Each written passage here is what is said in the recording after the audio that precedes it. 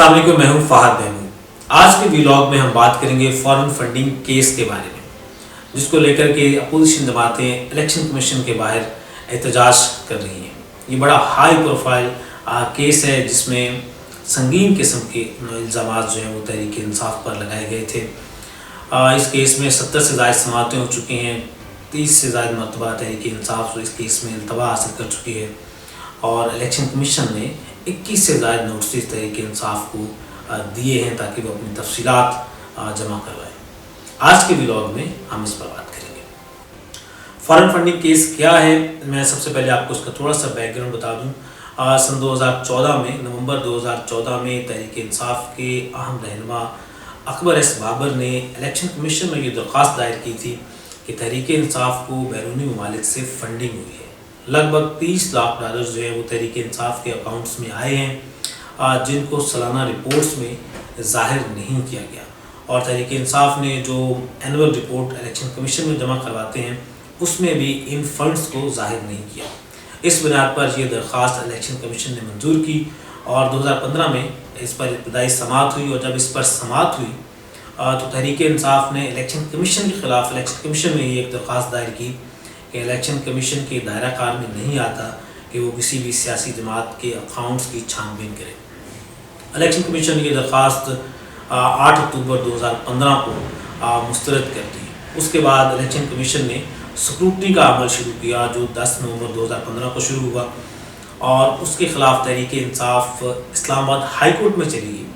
और तहरीक इंसाफ ने यह मौक़िफ़ अपनाया कि इलेक्शन कमीशन के दायरा कार में नहीं आता कि वो किसी भी सियासी जमात के अकाउंट्स की छानबीन करे, तो इलेक्शन कमीशन को रोका जाए। ये केस इस्लामाबाद हाई कोर्ट में चला गया। वहाँ 26 नवंबर 2015 को इमरान खान ने यह मौक़िफ़ अपनाया कि वो किसी भी आम शहरी को इन अकाउंट्स की तफसीलात देने के और फंड्स के बारे में बताने के मजाज नहीं है। इस्लामाबाद हाई कोर्ट में ये केस तकरीबन 1.5 साल चलता रहा और उसके बाद ये केस वापस इस्लामाबाद हाई कोर्ट से इलेक्शन कमीशन में आया। फरवरी 2017 में ये केस दोबारा इलेक्शन कमीशन के पास आया और इलेक्शन कमीशन ने दोबारा से वहीं से समाअत शुरू की और स्क्रूटनी का अमल दोबारा शुरू हुआ। तफसीलात के लिए मुतअद्दिद बार 21 नोटिस तहरीक इंसाफ को इलेक्शन कमीशन ने दिए कि अपनी तफसीलात हमें दें, जो बैंक अकाउंट्स हैं उनकी तफसीलात इलेक्शन कमीशन के साथ शेयर की जाएँ।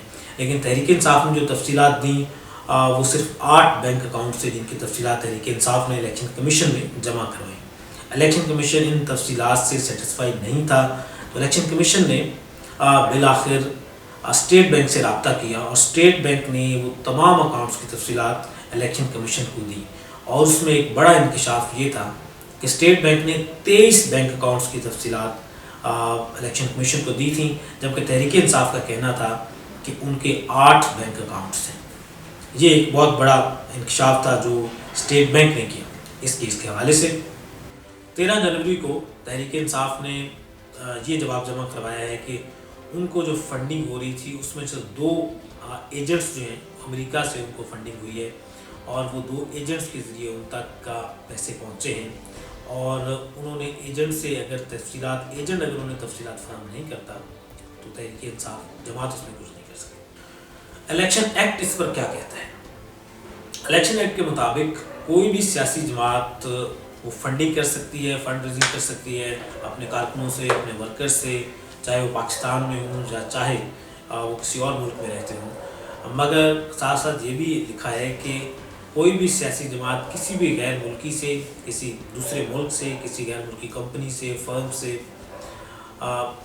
फ़ंड रेजिंग नहीं कर सकती, उनसे पैसा नहीं ले सकती।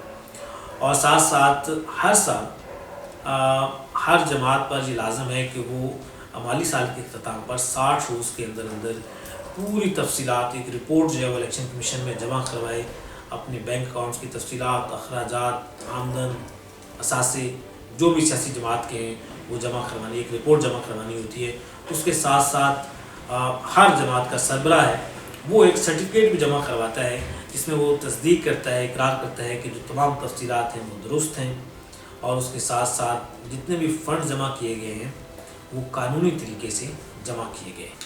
इस केस के साथ साथ एक तो तहरीक इंसाफ के ख़िलाफ़ इलेक्शन कमीशन तहकीकात कर रहा है, मगर उसके साथ साथ پیپلز پارٹی اور نون لیگ کے خلاف بھی تحقیقات ہو رہی ہیں فارن فنڈنگ کیس کے حوالے سے. جب یہ کیس پہلے تحریک انصاف کے خلاف تحقیقات ہو رہی تھی تو تحریک انصاف ایک طرف تو یہ ان کا موقف تھا کہ الیکشن کمیشن جو ہے وہ تحقیقات ہی نہیں کر سکتا.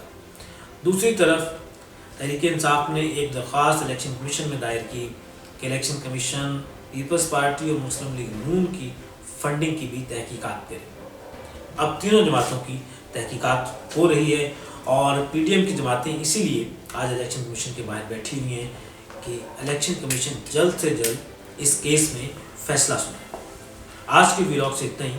اجازت دیجیے. اللہ حافظ.